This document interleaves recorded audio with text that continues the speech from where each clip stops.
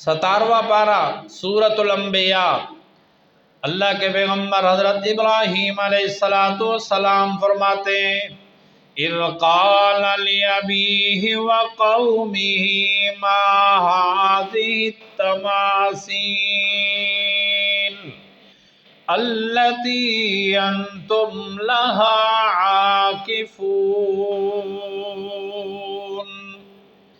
رب کریم ارشاد فرماتے ہیں کہ میرے پیغمبر آخر الزمان پیغمبر کے امتیوں، اِذْ قَالَ لِأَبِيهِ وَقَوْمِهِ، ذرا وہ وقت بھی اپنے سامنے رکھو، ذہن کے اندر دماغ کے اندر حاضر کرو نا، کہ جب میرے پیغمبر ابراہیم علیہ السلام نے اپنے باپ اور قوم کو مخاطب کر کے فرمایا مَا هَٰذِهِ التَّمَاثِيلُ الَّتِي أَنتُمْ لَهَا عَاكِفُونَ،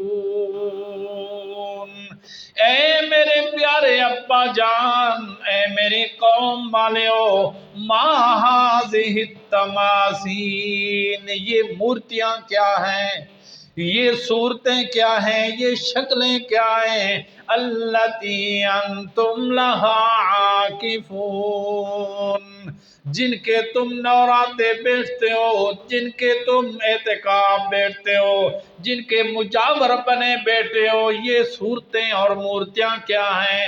اِذْ قَالَ لِأَبِيهِ وَقَوْمِهِ مَاذَا تَعْبُدُونَ،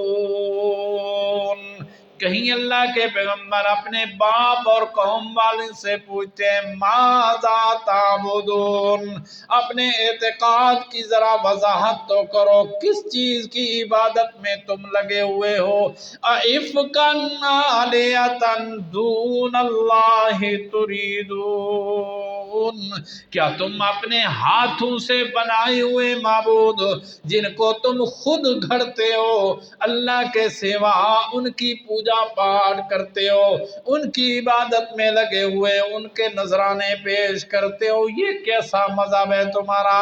ذرا تمہاری دماغ فیصلہ کر کے تمہیں نہیں دیتی کہ جو بنانے میں تمہارے محتاج، اپنے وجود کے اندر تمہارے محتاج، جب تک تم ان کو بناؤ نہیں، وجود نہ دو لکڑ کا یا پتھر کا، اس وقت تک وہ وجود میں آ سکتے نہیں، جب تک تم اس کو ایک جگہ سے اٹھا کر دوسری جگہ نہ رکھو اتنے تک جا سکتے نہیں، تو پھر ان کی عبادت کیسے؟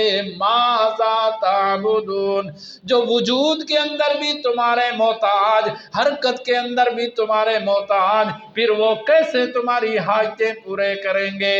ابا جان، میری قوم والے ہو، ذرا بتاؤ تو صحیح نا، اَإِفْكًا آلِهَةً دون اللہ تریدون، مَا هَٰذِهِ التَّمَاثِيلُ الَّتِي أَنتُمْ لَهَا عَاكِفُونَ، یہ صورتیں، شکلیں، مورتیاں کیا ہیں، یہ بت کیا ہیں جن کے تم اعتکاف بیٹھتے ہو، جن کے اوپر مجاور بنے بیٹھے ہو، یہ صورتیں کیا ہیں؟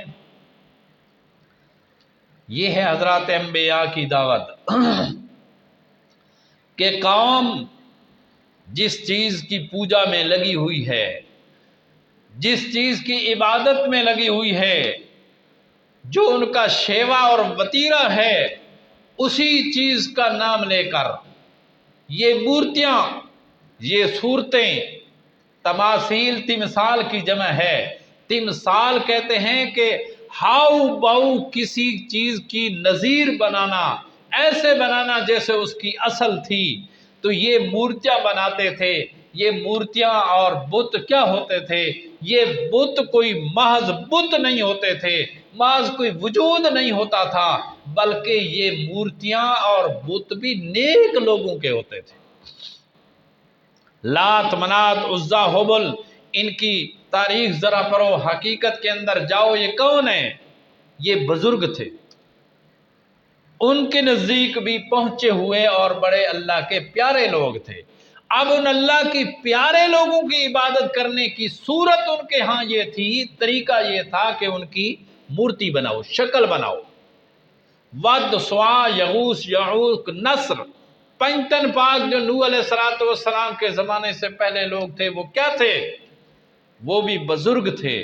शैतान ने उनकी पूजा का तरीका उन लोगों को यही बताया था कि इनकी शक्लें बनाओ, मूर्तियां बनाओ, उनको सामने रखो, इन बुजुर्गों की तुम्हें याद ताज़ा होगी, फिर अल्लाह की इबादत करना। वो अल्लाह की इबादत करने में लगे रहते थे। इन मूर्तियों को देखकर रब को याद आ जाता था। इनकी इबादत उनका मकसूद नहीं था। लेकिन जब कुछ वक्त गुजरा, पिछले लोग आए, तो उनके दिलों के अंदर ये ख्याल डाला कि तुम्हारे बाप दादे तो इन्हीं की इबादत करते थे, इन्हीं के सामने सजदे करते थे। तो बुतों की पूजा करते थे, और बुत किसके होते? बुजुर्गों के। जिस तरह आजकल कब्रों की पूजा है, मिट्टी के ढेरों की पूजा है, ये क्यों? ये महज मिट्टी के ढेर की वजह से नहीं, असल पूजा है उस बुजुर्ग की, नेक लोगों की, उस अल्लाह के बंदे की, उस शख्सियत की इबादत हो रही है।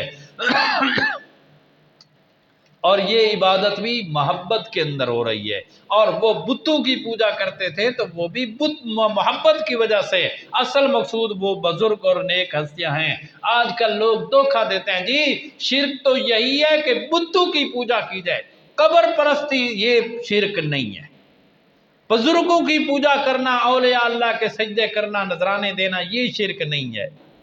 ओ मियाँ, अल्लाह के सिवा जिसकी भी पूजा की जाए, अल्लाह के सिवा जिसका भी सजदा किया जाए, अल्लाह के सिवा जिसकी भी न्याज तकसीम की जाए, चाहे वो शेख अब्दुल कादिर जिलानी हो, चाहे कोई और वलीउल्लाह हो, चाहे कोई नबी हो, चाहे गौस कुतुब अब्दाल हो, या फरिश्ता हो, या कबर हो, या पुत हो, वो दूनिल्लाह है, अल्लाह के सिवा है।